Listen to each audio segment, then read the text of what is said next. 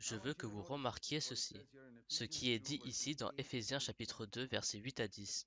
Laissez-moi vous dire, les versets 8 et 9 sont les fondations de l'immeuble, et le verset 10 est la structure de l'immeuble. Gardez cela en mémoire. Tous les immeubles ont une fondation et une structure. Notre vie chrétienne a une fondation et une structure. Il y a la grâce dans la fondation, il y a la grâce dans la structure, c'est tout en grâce. Dans Zacharie chapitre 4, il est dit, même quand le toit sera mis, les personnes crieront grâce, grâce, jusqu'au toit. À partir de la fondation, ça sera par la grâce. Donc voici la fondation. Par la grâce, vous êtes sauvés par la foi, pas par vous-même, mais c'est un don de Dieu. Ce n'est pas par vos œuvres afin que personne ne se glorifie. Dans la fondation de la vie chrétienne, il y a zéro œuvre. Combien de vos œuvres? Zéro. Vous ne pouvez pas ajouter même une seule œuvre à ce que Jésus a fait au calvaire pour la fondation de votre vie chrétienne. Il n'y a pas même une seule œuvre qu'on puisse faire pour avoir le pardon de même un seul de nos péchés. C'est entièrement par la grâce de Dieu, entièrement par l'œuvre de Christ sur la croix. Comme nous chantons dans cette chanson, je n'apporte rien dans mes mains, simplement à ta croix je m'accroche. Seigneur, je ne peux pas apporter la moindre de mes œuvres. Si vous pensez qu'il y a une bonne œuvre que vous avez faite, qui vous rend acceptable devant Dieu, vous apportez quelque chose dans votre main et donc votre fondation est instable. Si votre fondation est instable, votre vie s'effondrera un jour, à moins que vous ne veniez à Jésus en disant que toutes mes bonnes œuvres sont comme des haillons. Ésaïe 64, 6. Toutes. Je ne peux pas en amener une devant toi. Simplement à ta croix je m'accroche, pas par les œuvres. Parce que si c'est par les œuvres, il est dit dans le verset 9, quelqu'un peut se glorifier. J'ai fait un peu plus que toi, c'est pour ça que Dieu m'a accepté. Ce n'est pas vrai. L'acceptation est basée sur la grâce, non pas sur les œuvres. Mais une fois que nous avons établi la fondation, nous construisons alors la structure. Et dans la structure, nous lisons dans le verset 10, nous sommes son ouvrage. Cela veut dire que c'est l'œuvre de Dieu, créée en Jésus pour de bonnes œuvres. Il y a beaucoup de bonnes œuvres dans la structure. Et Dieu a préparé ces bonnes œuvres bien avant que nous soyons nés, pour que nous marchions dans ces bonnes œuvres maintenant. En d'autres termes, cela signifie que, en l'appliquant à moi-même bien avant que je sois né, Dieu a planifié de l'éternité, il savait que je serais né, il savait que je serais né de nouveau. Il a planifié certaines choses que je devrais faire pour lui avant que je ne quitte cette terre. Bien sûr par sa puissance, son ouvrage comme il est dit.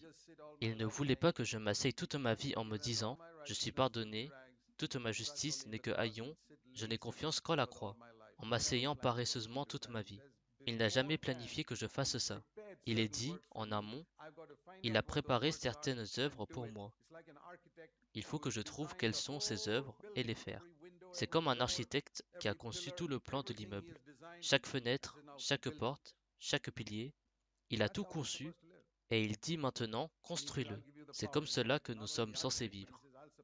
Il dit, je vais te donner le pouvoir de le faire. Donc pas seulement comme un architecte, mais il dit, je te donnerai aussi les matériaux, je te donnerai l'argent, je te donnerai toutes choses. Tu n'auras pas à dépenser le moindre centime. C'est tout par la grâce, mais tu dois le construire. Il y a énormément de bonnes œuvres. C'est comme si je disais, si j'utilise par exemple l'illustration de la construction de la fondation d'un immeuble, si vous allez à la fondation d'un immeuble, vous n'y trouverez pas de porte ou de fenêtre, n'est-ce pas? C'est comme dire qu'il n'y a pas d'œuvre dans la fondation. Mais vous ne trouverez jamais une maison résidentielle sans porte ni fenêtre. Et quand un homme dit qu'il n'y a pas d'œuvre dans ma vie, tout est par la grâce, il est en train de dire qu'il n'y a pas de porte ou de fenêtre dans la fondation. Il n'y a pas de porte et de fenêtre dans ma maison.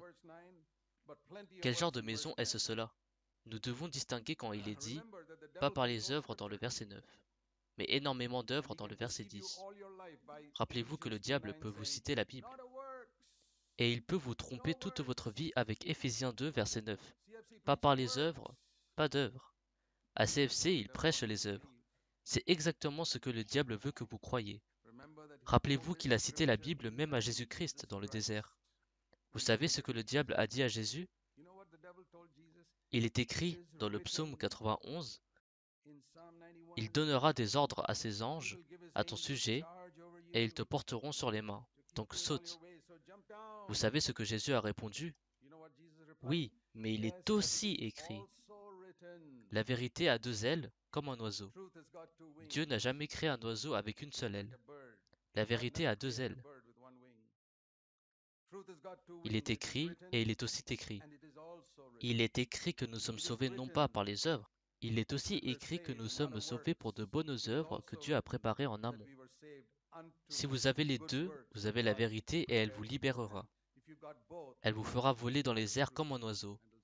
Sinon, vous serez comme un oiseau avec une seule aile. Que ce soit avec seulement l'une ou l'autre aile, vous tournerez en rond et en rond.